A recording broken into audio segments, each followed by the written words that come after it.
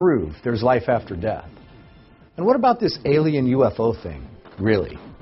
There's a lot of cool, smart people working on this stuff, and I'm talking to them. Let's take the time to really explore bigger questions.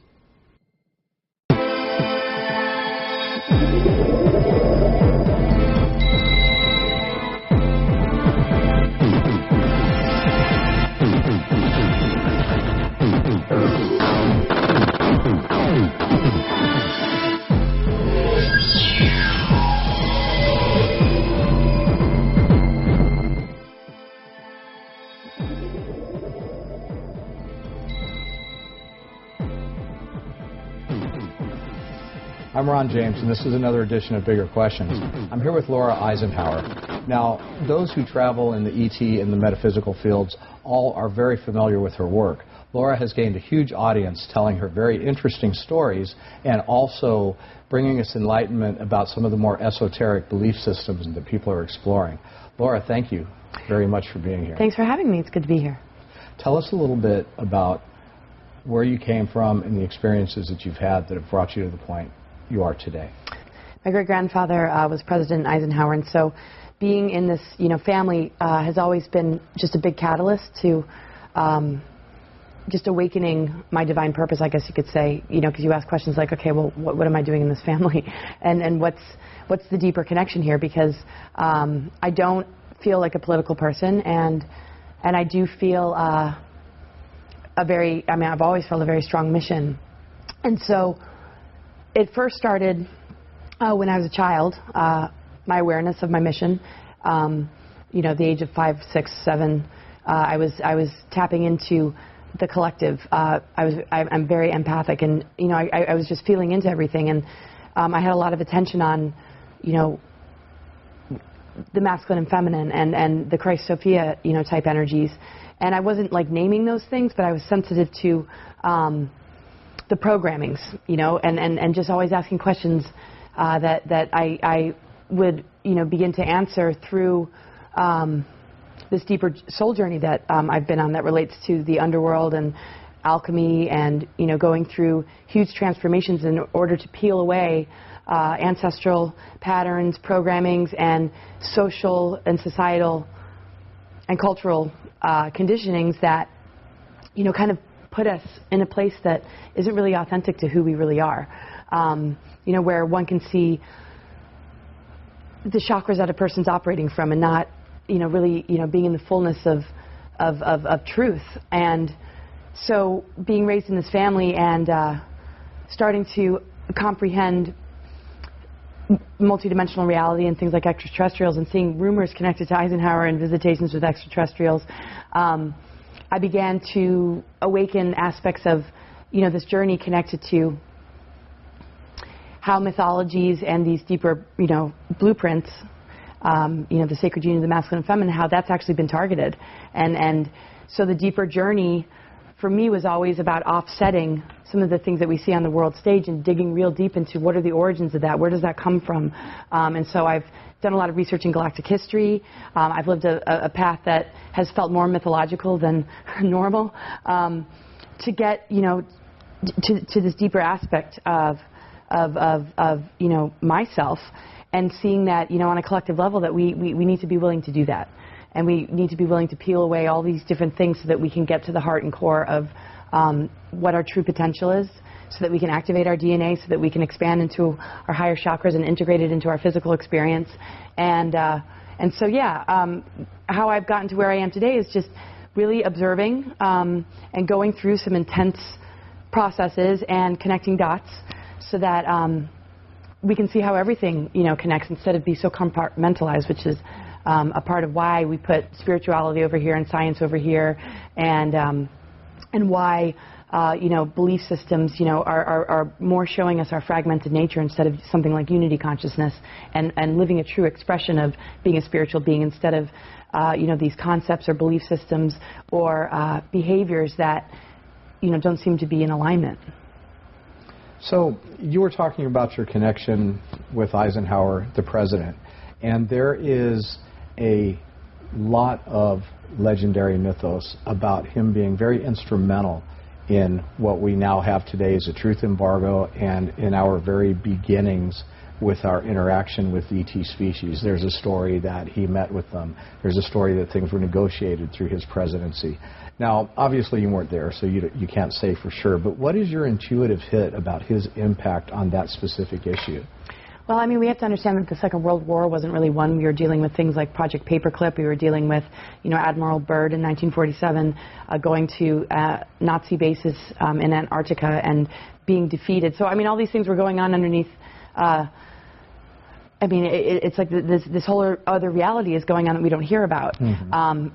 All of a sudden he's voted into, presidency, and, this facade of, winning the war, begins to just take us further and further away from, the extraterrestrial concept and what that really means and what it was, what is it really about? What is the interaction?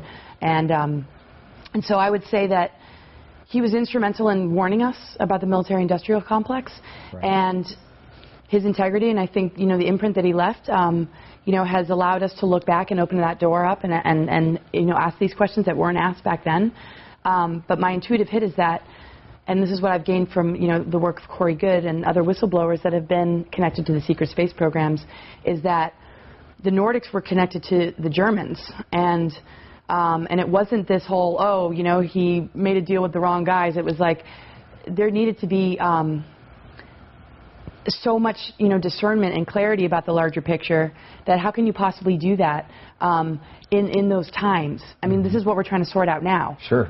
Is these timelines and the deeper history connected to secret societies, connected to these deeper, ET agendas that have been around for thousands of years. And so when it presents itself to a world government or to these power structures, there's been pieces put into place specifically on purpose in order to create this outer facade, which we read in our history books, that have nothing to do with the true history of what actually is going on. And so by the time this other meeting happened, they considered it more of a surrender, because they couldn't really do much. In 1953 is when the UFOs were flown over the White House, and that's when they made negotiations with the Nazis because they didn't have a choice. And so now we see the infiltration. We see it in the political system. We might not realize that there's a massive Nazi presence, but there is, and that is via Project Paperclip. And so I would say he was instrumental in giving us a warning, but his hands were tied, and there was not a whole lot that he could do in order to, keep this negative ET agenda from continuing to grow like a cancer. And so when we look at it, we can be in fear of it, or we can feel like, oh, we've been invaded, or, what is she talking about here? It's really an inside job. It's really about unplugging and purifying our negative ego and seeing what the traps are and understanding the nature of the war. The war is really within. Our free will choices can get us out of the war, but we have to be willing to claim an inner victory and not feed the very thing that has infiltrated. And, healing holistically and coming into balance and all these things that are so important for us right now in order to be more awakened individuals, will offset all of this, and this is where we really have to begin to merge the masculine and feminine and science and spirituality, and recognize that there's so much at stake if we don't take it upon ourselves to awaken to a purpose that we all hold. We can't put it on our leaders. We can't wait for something to come and save us, and that's where we keep chasing our tail and not getting anywhere. We each have to stand up and do something to make an impact, and it can be just simply deciding to live a path of integrity and not serve, the things that we've been taught to align with, and, push the envelope and rebel a little bit, but, return to your center as well and be the scriptwriter. We're at a time where an awakening of consciousness is pretty much universally agreed upon, that humanity is going through a conscious evolution and a conscious revolution. But at the same time, the obstacles and the adversaries are larger than life as well. I've heard you talk, and you talked also about the invisible forces that are behind things that are happening in human affairs and all of their different agendas, light and dark. For the person that's not really up to speed on those kinds of topics, can you give us a little bit of Reader's Digest version of how the visible outcome of humanity is something that is of interest to a lot of different types of consciousnesses that we don't understand? Well, the human race has been we have a very interesting history. I mean, we used to be in a different dimensional experience, dimensions 4, 5, and 6. The higher Earth energy of Tara is where Tiamat, the planet, exploded, which became, the asteroid belt. And there was refugees that came here from that exploded planet. We're dealing with root races like Atlantis and Lemuria and Hyperborea and Polaris and different cataclysms and holocausts, took place that drove a lot of civilizations underground. And they've been preserving their connection to these guardian races that have very advanced technologies, and they've been sort of hiding away from the human race because the human race and the seedings of the human race ended up getting tinkered with and ended up almost downloading this aggression that these darker beings, brought. And if we look at, well, how did that happen? I mean, we're in a free will universe, and so when there was more differentiation of the masculine and feminine, and the negative ego emerged, it almost like created this opening for these warring races to come in. And we can see that in our own lives. If we're in our negative ego and we're being controlling or we're being in a lower place, you can almost feel like a dark energy come in and it's uncomfortable and it's constricting unless you're the person that's doing it. Then there's some sort of addiction or need or thing that needs to be fulfilled that, ends up almost being like an energy vampire. Like, what can I exploit? What can I take? How can I use and abuse in order to get what I want? And that's a service to self energy. It's just greedy. And so when we look at the larger picture, it's like, we think about extraterrestrials, we make it so far away from us and so alien to us, when in actual fact, we're multidimensional beings that on every level of our consciousness, there's something that relates to it. So our higher consciousness will connect to angels and fairies and, higher benevolent races. Our lower ego nature will connect with these warring species. And when we look at, we hold about 22 different strains of extraterrestrial genetics.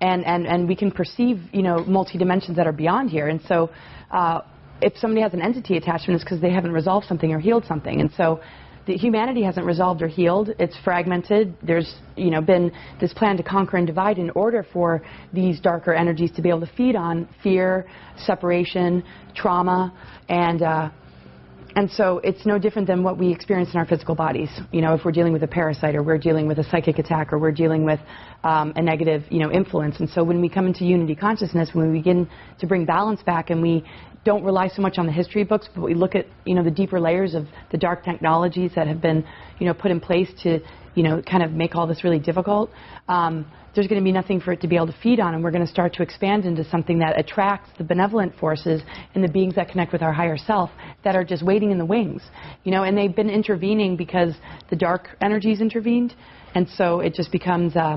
there has to be balance. There has to be balance. I mean, they can't just kind of leave us hanging, but they're not going to do it for us either. It's sort of like the immune system of the body. If you're trashing yourself and if you have belief systems that aren't healthy, your immune system's not going to just come in and be like, hey, let me just heal you. Right. You have to say, okay, I'm willing to change my life. I'm willing to eat better. I'm willing to have a more positive attitude. And then the immune system's like, well, thank God.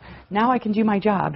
Now I can make you healthy and whole. And so, unity consciousness and the balance of the masculine and feminine within ourselves, is basically inviting in these really benevolent forces that we might see as extraterrestrial, but really we should just see it as aspects of ourself, and not make everything so foreign to us, because then we get intimidated by the information. If we can, become more comfortable with it, then it's like we know naturally how to handle it. Nature only knows how to heal. If something's afflicting our body, immediately there's a healing response. The forces of nature only know how to regenerate and repair. Mind control, though, takes us away from that, and we end up stagnating and we end up not progressing because our minds and our belief systems are getting out of sync or out of touch with that natural power. And on a cosmic level, everything is falling into place to make sure that we ascend. But it's up to us to catch that bus, and let's talk about mind control for a minute. There's a lot of people talking about that, and that there are hidden technologies that are having a far greater influence on us than what's generally acknowledged. That is coming through the media, that is coming through waves in the air. Are we being affected by mind control technology right now, and how? Yeah, I mean, we have been for so long, and it's sort of, you know, when we think of ascension, we might think of it as an initiation into, you know, higher consciousness and a shift on the planet. Well, look at all these things for thousands of years in our history that has produced what we are today. That we're still stuck in and we're still locked in. You know, it's in our cells. It's affected our DNA. It's created genetic, you know, damage and distortions that we're born into. And immediately, you know, we think it's just being human and this is what the human experience is. And we don't realize, like, what our true potential is because we've been taught to... I mean, the greatest conspiracy is that we have been led to believe that we're not as powerful as we truly are. And so when we get infected by something in the news, a false flag or some sort of event that infects our creative energy, we end up enabling it or we end up manifesting it. And that's why, you know, there's lots of movies or different things that get put out there that distract us from being able to take these huge leaps where we are unifying or we are healing. Because if we were to be left alone, it would be nature, that we would know how to unify, we'd know how to heal, we'd know how to advance ourselves. And so the mind control comes from the false flags in the news, the things that... you know, pull people away. And the mind control is that we think it's really important to put on that TV or to follow everything that's going on. Or, you know, we're raised to be more concerned about celebrity gossip than we are about, you know, maybe purifying the waters and, you know, exposing, you know, the game being played so that we can get our hands on the good technologies that'll really, you know, assist us. And so, yes, there's a lot coming through the phones. There's nanoparticles in the chemtrails that get into our bodies. And the danger is that we get infected by artificial intelligence, that we get yanked into, you know, this machine that, you know, alters our physical bodies and takes away our ability to live on a soul level and from our soul essence. And so there's going to be a bifurcation or some sort of split, because if you're devoted to truth, if you're devoted to who you are and you allow yourself to have a free mind, those things can't get you. I mean, the thing is, we're all breathing this stuff in. But what's the difference between a mind-controlled person and a non-mind-controlled person? The mind-controlled person is buying into the programming, whereas the non-mind-controlled person, yes, they might be inhaling this stuff, they might have their cell phones, they might be exposed to it, but there's more of an immunity because you're functioning on a higher dimensional level, and the physics are different there. You can transmute and alchemize and release and do things that are very protective. You know, we're really powerful like that. We can recover and regenerate from, you know, all these different assaults. But the person that's buying into the programming, the things that they're inhaling and the things that they're doing are putting them further and further into this artificial intelligence system that they're not questioning, because the way it's going to be presented is, look at these scientific breakthroughs. Like, hey, you know, we can, you know, expand human life. And, oh, look, you know, we can, you know, do all this and do all that. And it's like, you know, people are like, yeah, that sounds like a good thing. Sort of like a... Here we have a potential female president, and people are probably more thinking, that's such a huge breakthrough to have a female president. You know, and it's really like, no, this isn't a good thing. She's not a good politician. We don't want her running the country, thank you very much. It doesn't matter what, you know. And it's just sort of like where we get so caught up in what it is to be human that we're too trusting of what we're being delivered. And we got to step back and question it. And... So what is this AI? There's more and more talk about it, that there's an artificial intelligence that's behind a lot of this manipulation, but what is it? Well, when we look at it, it's connected to actually the Draco reptilians. It's a technology that basically, these beings are foreign. They're from another universe, and so for them to be able to be here, they kind of utilize this as a food source, and artificial intelligence is a way to plug us into something that, you know, enables them to So when we say exist. they're utilizing us as a food source, is that as an energetic food source or as a physical? Are they eating both humans? Well, I mean, you know, depending on what kind of energy you hold. I mean, a real reptilian that you would not want to meet, I'm sure, you know, does that. One that's just holding, you know, the genetics, and we all have, you know, those genetics, sure. Might be connected to that level of aggression or that war energy, but I mean, they're probably not going to eat, you know, somebody. But artificial intelligence, if you look at like black goo, it's like it's an infiltration. It takes over. And artificial intelligence, the reason that you would, you know, a person might say, well, if we know it's bad and we know it's going to take us away from our soul, then, you know, why would they, you know, be interested in it? Why would they, you know, want that for themselves or their children? And the thing is, the Draco energies are manipulating world leaders and humans and sort of duping them into, this utopian, society. Okay, artificial intelligence eventually destroys everything that's biological.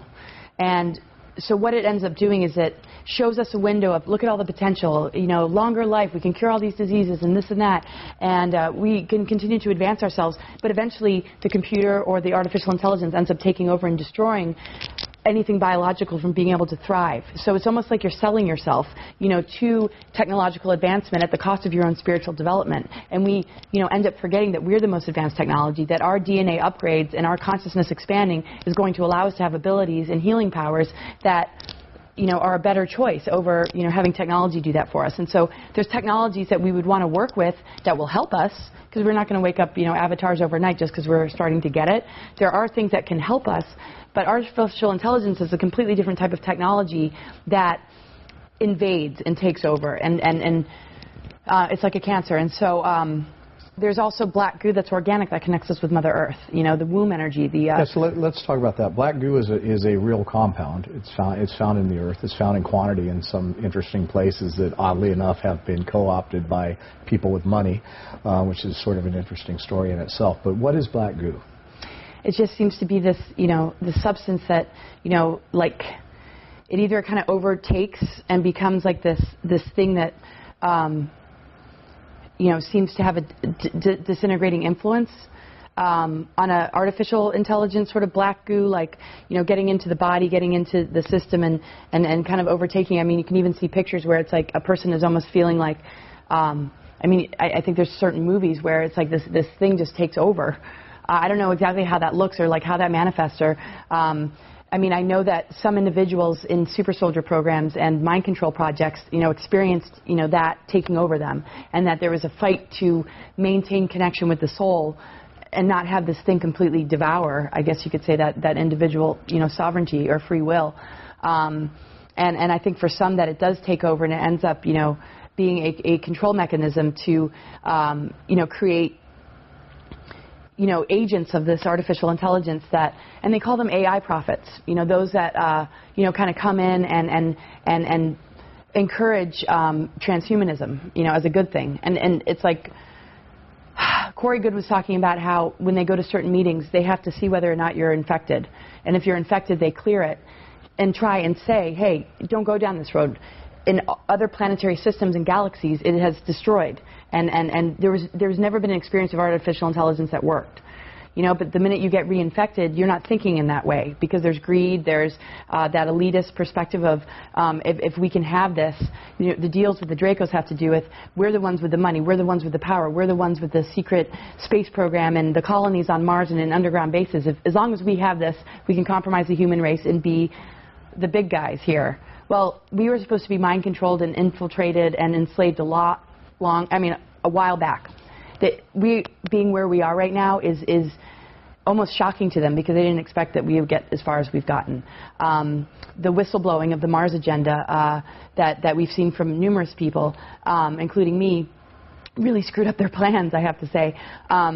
Their hope was that, New World Order would be, really happening right now, and too many people are waking up. And so when we connect with organic, black goo type energy, it pulls us into the soul experience, and any sort of disintegrating effect also brings about regeneration and transformation. And it's kind of like going into the underworld and coming back out again and rebirthing, working with the dark matter, working with light and dark, recognizing the light and dark within us.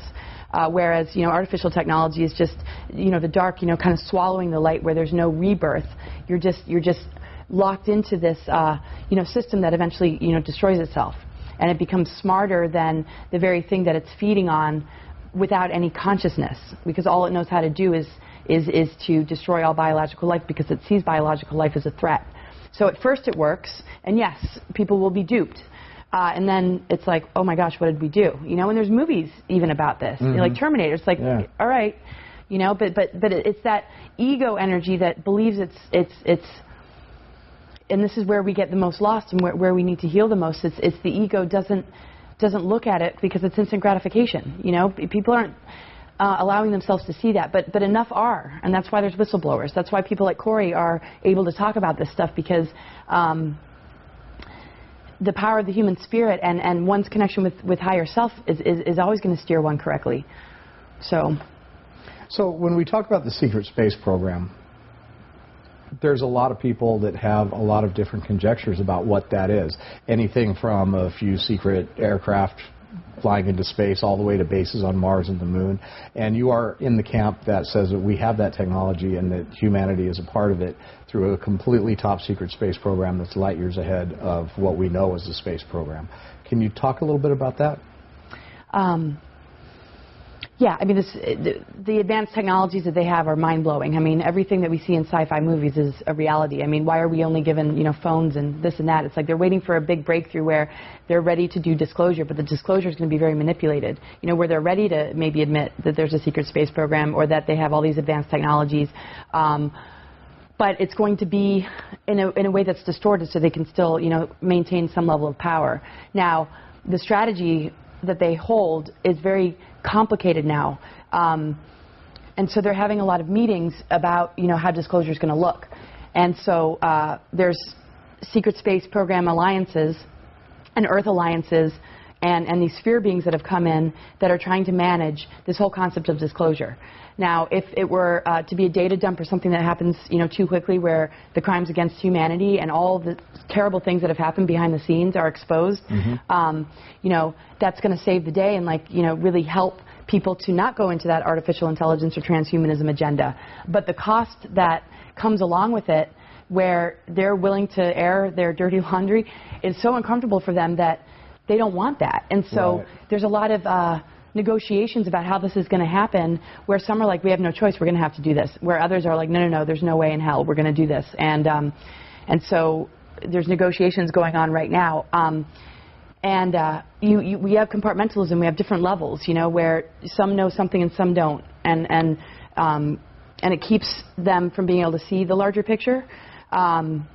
The lower secret space program thinks it's the top of the totem pole. That's the one that is the military-industrial complex-related one that gets all the money, where our trillions of our tax dollars are building these colonies and going into, investing in this, corporate conglomerate, complex of, extraterrestrial, advanced ET technologies and all these different things. But beyond that, there's a self-sufficient space program that doesn't need money. We're dealing with, advanced beings that don't need currency.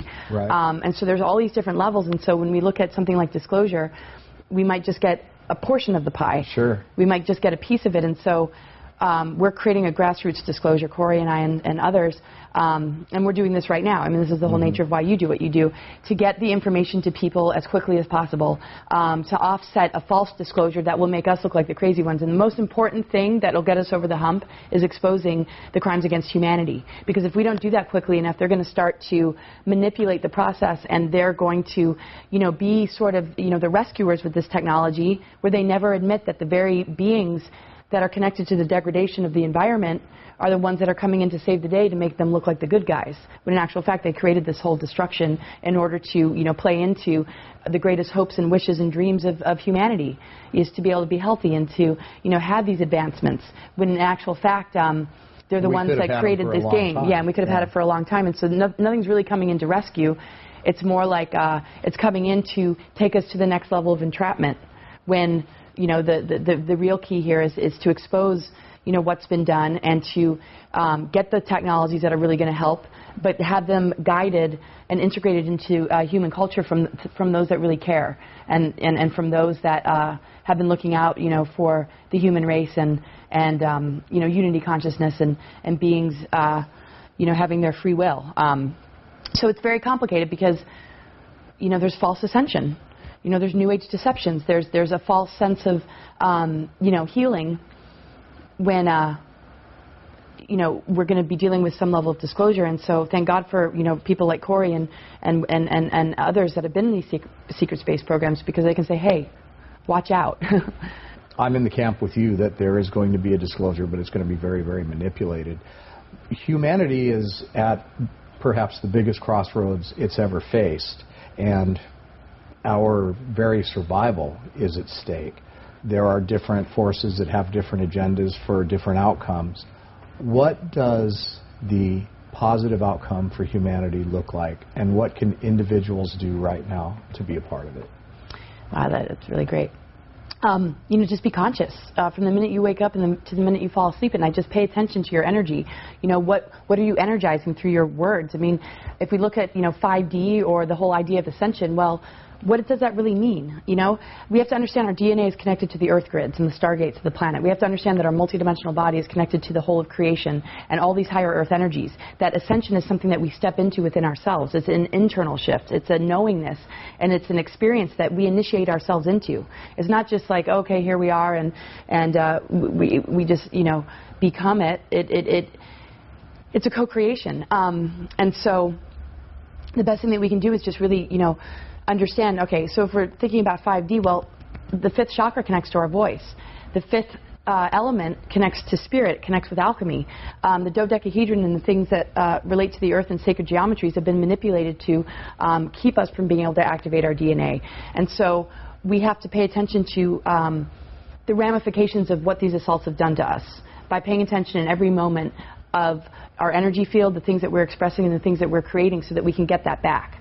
So if there's a distortion in our DNA or an inability to balance the masculine and feminine, that's going to show up in how we feel in our bodies. It's going to show up in our relationships. It's going to show up in our health and our physical body symptoms. So the more conscious we are and the more we're in dialogue with it, the less we're going to give our power away and just ask the doctor to give us a drug, or the less we're going to wait to put on the news to gauge where we are in the world.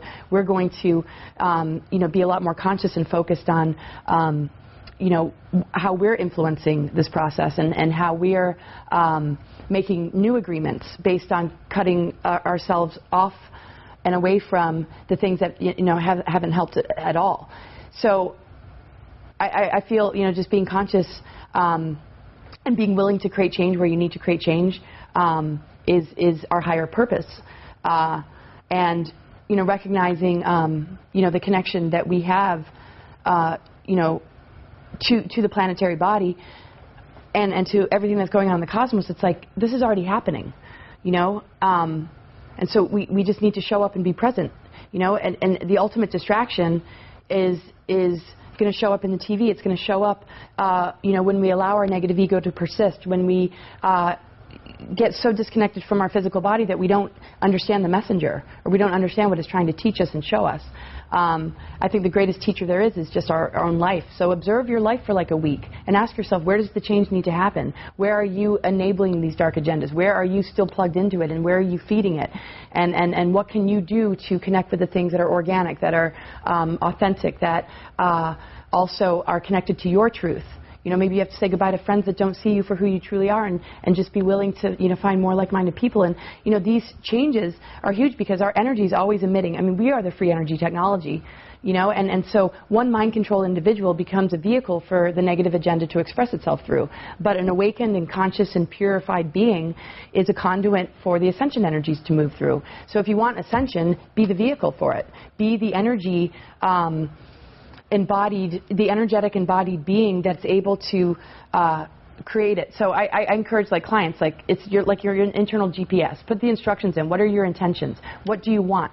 And devote yourself to it. And if you devote yourself to it like a relationship, it's not going to lead you astray. It's not going to take you away. And you can fall down and get back up again. You don't have to be perfect. It's just making that agreement and saying, I devote to the ascension timeline. I devote to my health and well-being. I devote to the greater good of myself and others. And then things will show up, synchronicities will show up to make sure that you stay strong on that path. And you'll always be able to feel and have a more sensitive, discerning nature to all the things that could threaten that.